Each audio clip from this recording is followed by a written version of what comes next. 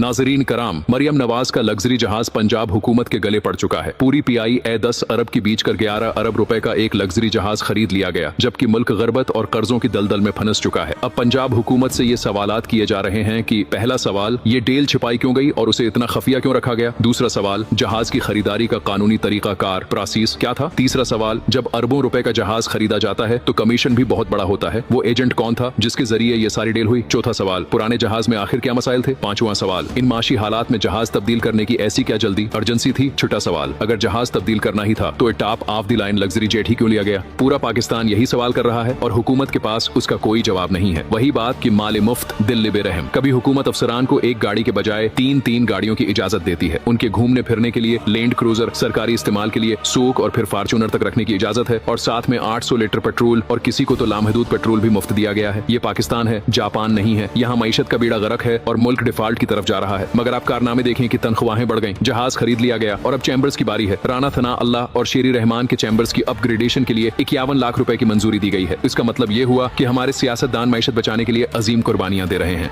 इसके बाद मजीद कारनामा देखें कि गरबत कम करने वाले वजीर साहब के घर के सूफे तब्दील करने के लिए 1 करोड़ रुपए दे दिए गए हैं। मेरे पाकिस्तानियों, कर्जों में होश रुबा इजाफा हो चुका है और मौजूदा हुकूमत के दौर में बैरूनी कर्जे 138 अरब डॉलर्स की बुलंद तरीन सतह पर पहुंच गए हैं। वहां से कर्ज लिया जाता है और यहाँ जहाज खरीदे जाते हैं, फर्नीचर बदले जाते हैं और अपग्रेडेशन की जाती है। गरीब अवाम पर एक टिका भी नहीं लगाया जाता। 29% अवाम खत्ते गरबत से नीचे गिर गई है और बेरोजगारी अंतिहा को पहुंच चुकी है। रमजान अल मुबारक का महीना है, महंगाई अरूज पर है और लोग पाई पाई को तुरस रहे हैं, मगर हमारी हुकूमत अरबों रुपए डिकारने में एक सेकंड भी नहीं लगा रही। हम नहीं चाहते कि हमारे वजीर आजम दूसरे ममालिक जाकर कर्जों की भीख मांगे। हम चाहते हैं कि हमारा मुल्क तरक्की करे, पाकिस्तान पेरिस बने और आवाम खुशहाल हो। मगर हुकूमत ये नहीं चाहती, क्योंकि अगर ऐसा हुआ तो फिर लग्जरी जहाज, शाहाना फर्नीचर और भारी तनख्वाहें नहीं मिल सकेंगी। हुकूमती अरकान एक दूसरे को डिफेंड करने में लगे हैं, मगर जहाज के मामले पर कोई जवाब नहीं दे रहा। वजीर इत्तलाहात मुकम्मल खामोश हैं। मरियम नवाज साहबा के बारे में प्रोपेगंडा और वीडियोस भी बन रही हैं, मगर असल सवाल यही है कि जहाज इस मौके पर क्यों खरीदा गया जब मुल्क सबसे पहले है। तो क्या ये खरीदारी मुल्क के मफाद में थी? उसका जवाब है हरगिज़ नहीं। जितना हो सके उस वीडियो को ज्यादा से ज्यादा शेयर कीजिएगा, पेज को फॉलो कर लीजिएगा। Thanks for watching this video. Allah Hafiz.